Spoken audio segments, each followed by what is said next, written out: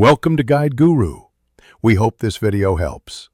You need local administrator rights before removing a Microsoft account, so confirm or create a local admin now. Once ready, back up OneDrive and any files tied to that account to avoid data loss. Then open Start and go straight to Settings, choose Accounts. This gets you to the Accounts panel where user and sign-in options live.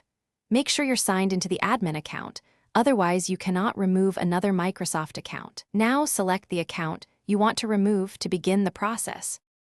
With the account selected, choose Remove. Windows will show Delete Account and Data. This deletes local profile data, so double-check your backup first. Enter the admin credentials when prompted to authorize the removal. Windows will then unlink Microsoft services like Mail, Store, and OneDrive for that user and purge the local profile folder. This can take a few minutes depending on size.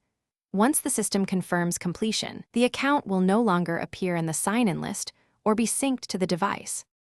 After removal, reboot to ensure all services release the account and then open Settings right arrow Accounts to verify it's gone. If residual files remain in C/users/username, delete them using an admin account or storage settings to free space. If Windows blocks removal due to permissions or the account being used by apps, enable the built-in administrator account, sign in, and retry the delete. Make sure antivirus or syncing apps are paused. If you still can't remove it, restore your backup and contact support for deeper permission issues. Thanks for watching. Consider subscribing if we helped you today.